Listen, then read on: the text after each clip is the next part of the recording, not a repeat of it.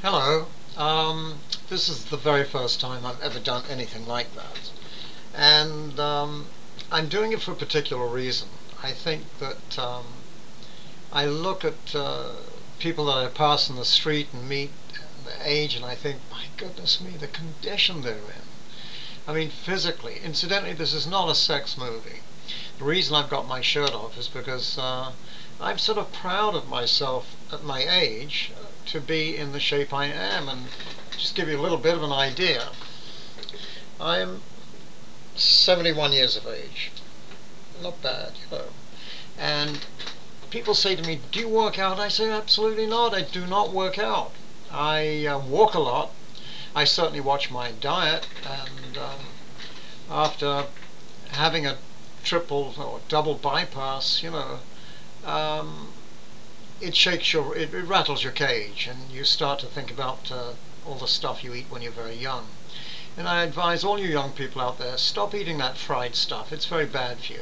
Try and eat more salads, and not so much of the heavy creams and ice cream and cheeses, etc. Just be selective. You can do it every so often, but don't do it all the time, and you'll stay in good condition, as I am at the age of 71 years of age. Now, I'm not suggesting all my life I've been like that, because certainly it's not true. When I was very young, I enjoyed all of the heavy creams and ice cream. I certainly finish off a quart of ice cream very, very quickly, anytime it was in the house. And I like lots of butter on rolls, and fried bacon, eggs, steak and sausages, and all the stuff that really years later you can become to regret, as I did. And it's 3 years ago since I had a triple bypass, and now I'm very, very aware of what I eat, and I'm, as I say, better for it. Now, as far as working out is concerned, a lot of people do work out, and I think it's a marvelous thing. And you can go into all the diets you like, but I promise you, not one diet will help you unless you exercise at the same time. My workout is completely, it's only walking. That's all I do. I walk a lot, and I don't like walking in the rain so much, so I catch a bus.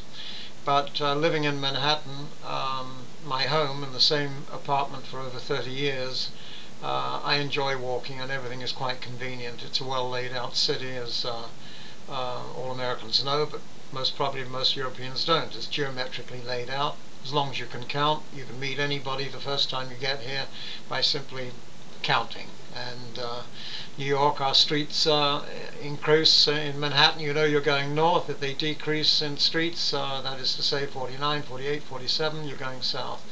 And the east-west goes from the actual dividing line for the east and west side of Manhattan is Fifth Avenue.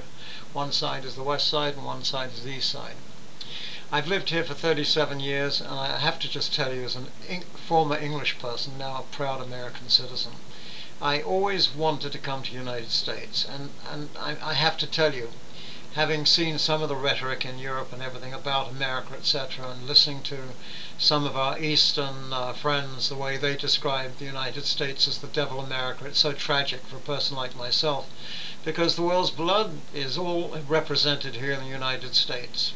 In New York City alone, they speak 87 languages, believe it or not. 87 languages. In fact, sorry, I believe 187 languages. And you can hear everything from rare Berber to Afghani to Icelandic to Nepalese, etc., etc.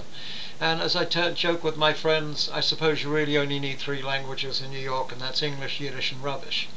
But joking aside, I think the secondary language in New York actually is Spanish, and Spanish and English are the two main languages. For a city of this size, New York, it's the most homogeneous city you can ever imagine. Although we have had racial strife here in the past, it's practically unheard of here. And believe it or not, New York is one of the safest cities to be in, especially Manhattan. We don't have the muggings and the terrible mayhem we had many, many years ago.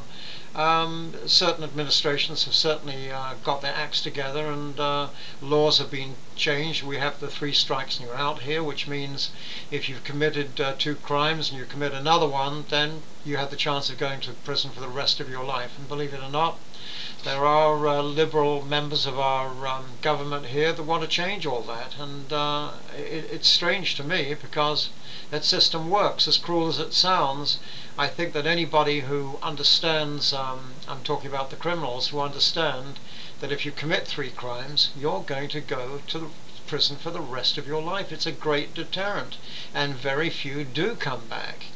Manhattan, when I first came here, they had such dreadful things as, I remember a store owner in Manhattan being arrested, having a sign in the street, gold chains purchased, no questions asked. I mean, it was awful. Mugging for gold chains in the street was a common thing, but now it's absolutely a very, very rare thing. And Manhattan is one of the safest places to live in Manhattan. We have a very organized police force, and we have a very good administration that runs this town. Fun enough, it's a Democratic one, and our governor is a Republican, and we now have a mayor called Bloomberg, and for you foreign people who don't know, Mr. Bloomberg is the richest man in New York, and accepts a pay of $1 a year for his services. He's totally incorruptible because he's got more money than most people could ever dream of having, and he's a very successful businessman. And personally, I think he's a very good mayor, and he's very, very popular, believe it or not. I say amongst most of the community. Well, that's about all for now, and if I see the response of this first recording of mine, I'll certainly come back and try not to bore you again, but I'll come back again. And just remember, I'm 71 years of age and healthy in mind and body, and I run my life in one thing. I only know one commandment, and that is respect thy neighbor. Don't have to love him, but respect him. Good night and goodbye.